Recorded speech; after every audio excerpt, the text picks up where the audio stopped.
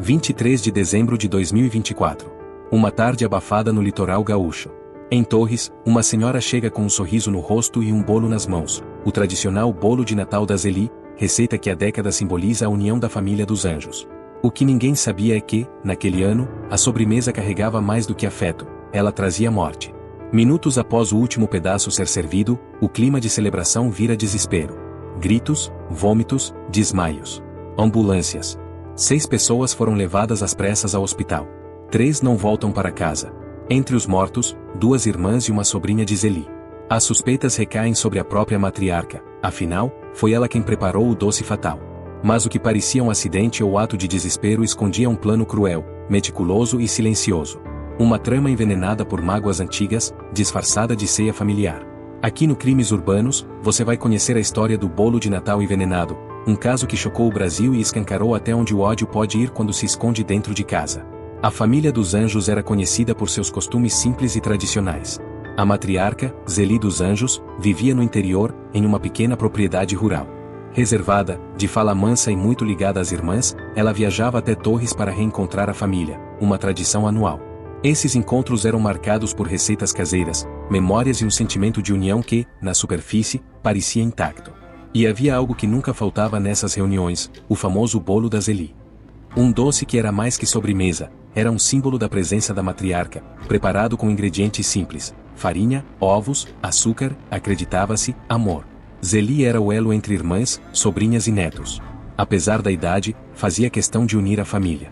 Chegava sempre com seu bolo e um abraço para cada parente. Mas mesmo em famílias aparentemente harmoniosas, há rachaduras invisíveis. E naquela visita, uma delas se tornaria um abismo. O gesto de carinho acabaria revelando cicatrizes profundas de uma convivência marcada por silêncios e rancores. Na tarde do reencontro, tudo parecia normal. Conversas soltas, risos, café fresco, no centro da mesa, o bolo. Zeli cortou os primeiros pedaços e serviu a todos, inclusive a si mesma. Mas o que veio depois foi inesquecível. Começou com mal-estar, seguido de vômitos, tonturas, suor frio e desmaios. A cena virou um campo de emergência. Ambulâncias chegaram. O desespero tomou conta. 6 pessoas foram hospitalizadas em estado grave. 3 morreram, Maída e Neuza, irmãs de Zeli, e Tatiana, filha de Neuza. Um menino de 10 anos, neto de Neuza, sobreviveu por pouco. Ninguém sabia o que causou o colapso coletivo. Intoxicação alimentar? Alergia? Tudo era incerto, exceto uma coisa: todos haviam comido o mesmo bolo. O que era para ser um reencontro virou tragédia. A polícia de Torres foi acionada. A cena era incomum, várias pessoas passando mal ao mesmo tempo, após consumir um único alimento. A primeira hipótese foi envenenamento, e os investigadores naturalmente olharam para quem preparou o bolo, Zeli. O fato de ela também ter comido o bolo e passado mal não afastou suspeitas. Para alguns, poderia ser uma tentativa de suicídio coletivo. Zeli, ainda no hospital, negou qualquer intenção maldosa. Disse ter usado os mesmos ingredientes de sempre. A perícia coletou amostras do bolo e dos ingredientes da cozinha. Exames toxicológicos confirmaram: o bolo continha arsênio, um veneno potente, inodoro e de ação rápida. A farinha estava contaminada. Mas algo não batia. O perfil de Zeli não condizia com alguém capaz de cometer um crime tão cruel. A origem da farinha passou a ser questionada, e foi aí que a investigação mudou de rumo, revelando um enredo mais sombrio. Enquanto se investiga como a farinha foi contaminada, uma figura discreta começou a chamar a atenção: Deise Moura dos Anjos, nora de Zeli. Contadora, metódica e distante, ela tinha um histórico silencioso de atritos com a sogra, um conflito que durava mais de 20 anos. No celular de Deise, a polícia encontrou buscas como comprar arsênio, efeitos do veneno e como esconder veneno em comida. Mais alarmante foi a ligação com um caso anterior.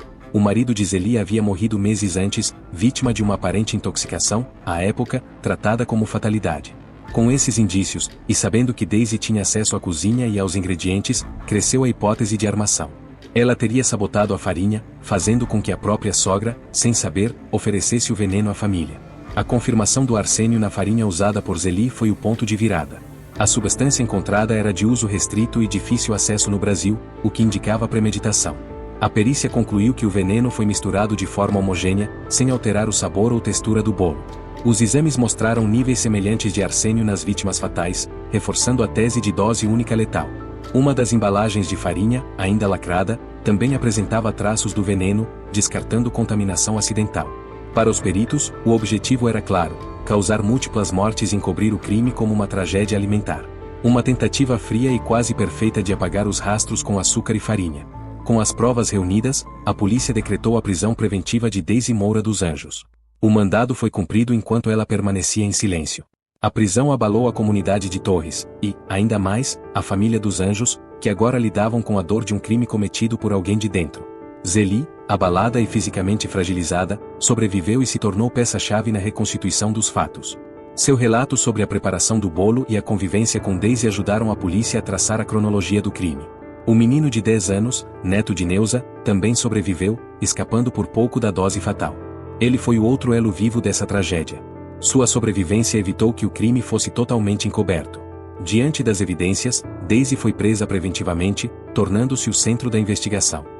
Meses depois, já detida, Daisy foi encontrada morta em sua cela. A causa oficial foi suicídio, mas sua morte levantou ainda mais questionamentos sobre os reais motivos por trás de seus atos e o que ela ainda poderia revelar. O caso do bolo envenenado de Torres deixou uma cicatriz profunda na família, mas também nos faz refletir sobre os limites da vingança. O que mais a investigação ainda pode revelar? E aí, gostou desse mergulho na história do bolo de Natal envenenado? Um crime silencioso e fatal, que nos lembra que nem tudo que adoça é doce de verdade. Se curtiu essa investigação cheia de reviravoltas, já sabe, deixa o like para ajudar a espalhar essa história, afinal, quem não gosta de um suspense com um toque de veneno? E se ainda não faz parte da nossa família aqui no canal, se inscreva agora. Vem com a gente desenterrar os segredos mais obscuros, as tramas mais intrigantes e ficar por dentro dos casos que você não vê na TV aberta. E ativa o sininho, você não vai querer perder o que vem aí. Comenta aqui embaixo, o que você acha que motivou Daisy a cometer um crime tão cruel? Sua opinião pode aparecer nos próximos vídeos. E se esse caso te impactou, compartilha com quem ama True Crime. Até a próxima investigação.